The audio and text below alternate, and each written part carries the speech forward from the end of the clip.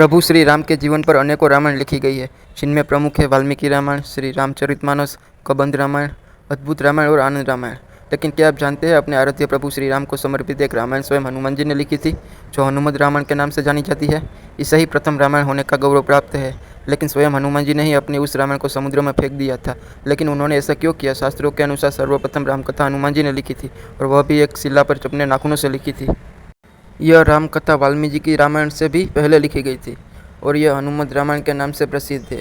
यह घटना तब की है जब भगवान श्री राम रावण पर विजय प्राप्त करने के बाद अयोध्या में राज करने लगते हैं, और श्री हनुमान जी हिमालय पर चले जाते हैं।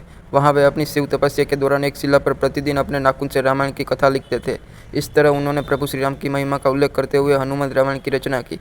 कुछ समय बाद महर्षि वाल्मीकि ने भी वाल्मीकि रामायण लिखी, और लिखने के बाद उनके मन में इसे भगवान शंकर को दिखाकर उनके समर्पित करने की इच्छा हुई।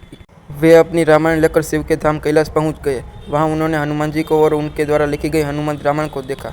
हनुमद रामायण के दर्शन कर वाल्मीकि जी निराश हो गए। वाल्मीकि जी को निराश देखकर हनुमान जी ने उनसे उसकी निराशा का कारण पूछा, तो महर्षि बोले कि उन्होंने बड़े ही कठिन परिश्रम के बाद रामायण लिखी थी, लेकिन आपकी रामायण देखकर लगता है कि अब मेरी रामायण उपेक्षित हो जाएगी, क्योंकि आपने जो लिखा है उसमें उसके समक्ष मेरी रामायण तो कुछ भी नहीं है। तब वाल्मीकि जी की चिंता का शमन करते हुए हनुमान जी ने हनुमद रामायण पर्वतशिला को एक कंधे पर उठाया और दूसरे कंधे पर महर्षि वाल्मीकि जी को बिठाकर समुद्र के पास गए, और स्वयं द्वारा की गई रचना को श्री राम को समर्पित करते हुए समुद्र में समा दिया। तभी से हनुमान द्वारा रची गई हनुमद रामायण उपलब्ध नहीं है।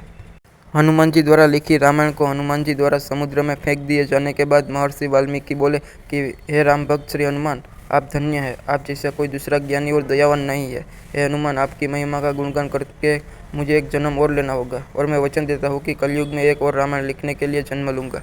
तब मैं यह रामायण आम लोगों की भाषा में लिखूँगा। माना जाता है कि रामचरितमानस के रचयिता गोस्वामी तुलसीदास कोई और नहीं बल्कि महर्षि वाल्मीकि का ही दूसरा जन्म था। तुलसीदास जी अपनी रामचरितमानस लिखने के पूर्व हनुमान चालीसा लिखकर हनुमान जी का गुणगान करते हैं, और हनुमान जी की प्रेरणा से ही वे फिर रामचरितमानस लिखते हैं।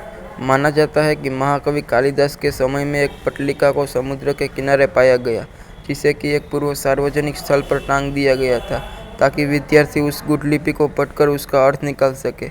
ऐसा माना जाता है कि कालिदास जी ने उनका अर्थ निकाल लिया था, और वो ये भी जान गए थे कि यह पटलिका कोई और नहीं अपितु हनुमान जी द्वारा रचित हनुमद रामायण का ही एक अंश है, जो कि पर्वतशिला से निकलकर जल के साथ प्रवाहित होकर यहाँ तक आ गया है।